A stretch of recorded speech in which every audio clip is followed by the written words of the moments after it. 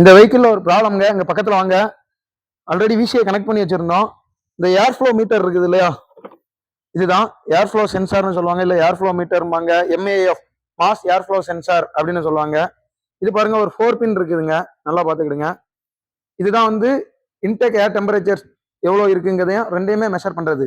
Flow rate எவ்வளோ, ஏர் temperature எவ்வளோ அப்படின்னு. இப்போ வாங்க இதை பத்தின டீட்டெயில், இது எப்படி ஒர்க் ஆகுது, இதுக்கு பேக்ரவுண்ட்ல இருக்க சயின்ஸ் என்ன, எல்லாத்தையுமே வந்து நம்ம பார்த்துடலாம். ஃப்ரெண்ட்ஸ், இந்த ஏர் ஃப்ளோ மீட்டர் இருக்குது இல்லையா, இதுக்கு பேக்ரவுண்ட்ல இருக்க சயின்ஸ் என்ன அப்படின்னு பாத்தீங்கன்னா ஜூல்ஸ் லா அப்படின்னு நம்ம பார்த்திருப்போம் இல்லையா.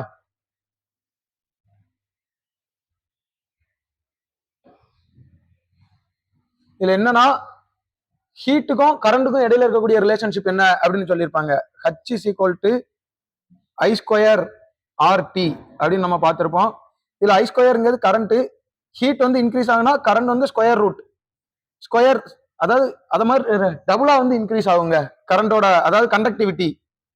அப்போ இங்க வந்து பாத்தீங்க அப்படின்னீங்கன்னா ஆர்ன்றது ரெசிஸ்டன்ஸ், டீங்கிறது டைம். இதுதான் இதுக்கு பேக்ரவுண்ட்ல இருக்க சயின்ஸ். இது போக இது எப்படி ஒர்க் ஆகுது, இதுக்கு பேக்ரவுண்ட்ல இருக்க சர்க்யூட் என்ன அப்படின்னு பாத்தீங்க அப்படின்னீங்கன்னா ஹாட் ஒயர் அனிமோமீட்டர்.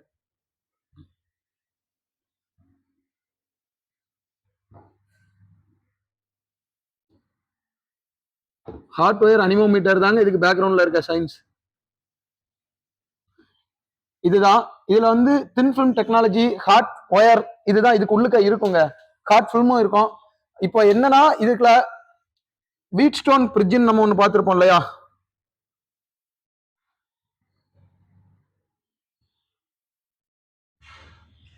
வீட் ஸ்டோன் பிரிட்ஜ்னா என்ன பண்ணிருப்பாங்க அப்படின்னீங்கன்னா, ஒரு 4 ரெசிஸ்டர் இருக்கும் இந்த மாதிரி.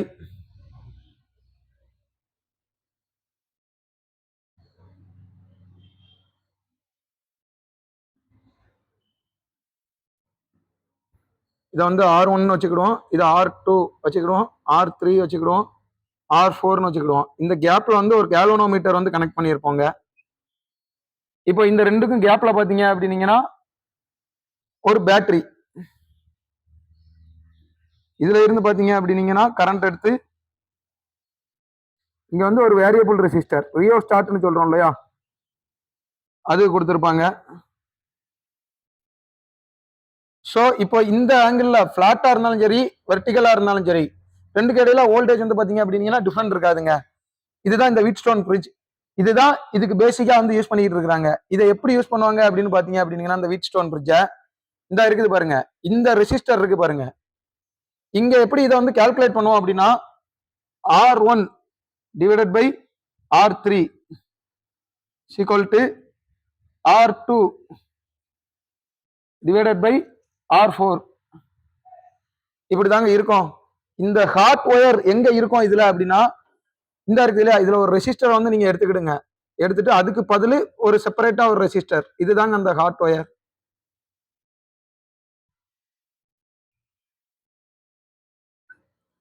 இப்போ இதுதான் பைப், இந்த இருக்கு இல்லையா, இந்த பைப்.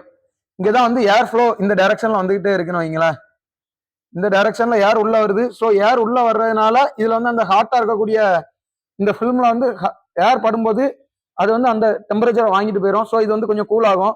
இது வந்து அதை கூல் பண்ண திருப்பி அதே டெம்பரேச்சருக்கு கொண்டு வரதுக்காண்டி ஒரு பர்டிகுலர் கரண்ட் தேவைப்படும் இல்லையா, ஐ, அது வந்து இந்த பக்கமா போகும்.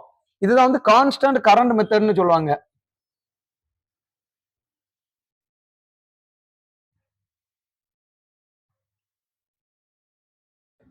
Constant current method. இந்த டைரக்ஷன்ல தான் ஏர் ஃப்ளோ இருக்குங்க, இங்கதான் போகும்.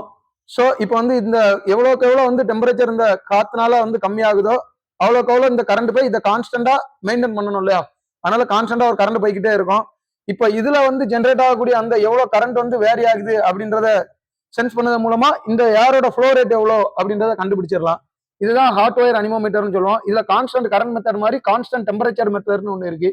அதுல வேற ஒன்றும் இல்லைங்க, இந்த இடத்துல இருந்து ரெண்டுக்கும் இடையில வோல்டேஜ் வந்து எவ்வளோ இருக்கு அப்படிங்கிறத டிஃப்ரெண்டா, வோல்டேஜ் டிஃப்ரெண்டா வந்து மெஷர் பண்ணி கான்ஸ்டன்ட் டெம்பரேச்சர் மெத்தட் வந்து ஃபங்க்ஷன் ஆகுங்க. பட் இதுக்குள்ள இருக்கிறது பாத்தீங்க அப்படின்னா constant pressure method, sorry constant current method தாங்க. இதுல எதுவும் ஃபெயிலியர் ஆயிருச்சு அப்படின்னா டிடிசி பாத்தீங்க அப்படின்னீங்கன்னா P0100 இருந்து P0105 வரைக்கும் போகுங்க டிடிசி. இந்த இந்த 5 அதாவது P0100 இருந்து P0105 வரைக்கும் டிடிசி இருந்துச்சு அப்படின்னா நீங்க வந்து டைரக்டாவே வந்து இந்த air flow meter mass air flow சென்சார்னு சொல்றோம் இல்லையா, அதுலதான் ப்ராப்ளம் அப்படின்றத நம்ம வந்து கெஸ் பண்ணிடலாங்க. இது என்னனால ப்ராப்ளம் ஆகுனா ஏர் ஃபில்டர் வந்து இந்த இடத்துல ஃபிக்ஸ் ஆயிருக்குங்க. எக்ஸாக்டா இதுக்கு முன்னாடி ஏர் ஃபில்டர் இருக்கும். அந்த ஏர் ஃபில்டர்ல வந்து ப்ராப்பரா வந்து ஃபில்டர் ஆகாம டஸ்ட் பார்ட்டிகல்லாம் வந்துச்சுன்னா இந்த இடம் வந்து சஃபர் ஆக ஆரம்பிக்குங்க. ஸோ சரியா சென்ஸ் பண்ணாது.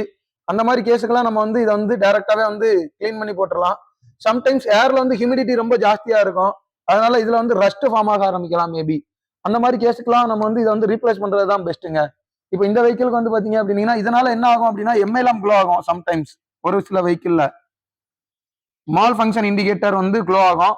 அப்படி இல்லை அப்படின்னா புவர் பிக்கப்பே இருக்காதுங்க. பிக்கப் வந்து ட்ராப் ஆகும். இந்த மாதிரி ப்ராப்ளம்லாம் நீங்க ஃபேஸ் பண்ணீங்க அப்படின்னீங்கன்னா இந்த ஏர் ஃப்ளோ மீட்டர் தாங்க ப்ராப்ளம். ஓகே ஃப்ரெண்ட்ஸ், இப்போ உங்களுக்கு இதுக்கு பேக்ரவுண்ட்ல இருக்க சயின்ஸ் என்ன, இது எப்படி வேலை செய்யுது, இது எல்லாம் தெரிஞ்சிருக்கும் அப்படின்னு நான் நம்புறேன். நம்ம ஃபர்தரா வரக்கூடிய வீடியோல crankshaft position sensor, camshaft position sensor, இதுல வரக்கூடிய டெம்பரேச்சர் சென்சார், இது எல்லாம் ஒரு சென்சாரும் என்னென்ன பிரின்சிபல்ல ஒர்க் ஆகுது அப்படின்றத ஃபர்தரா வர வீடியோல பார்த்துடலாம்.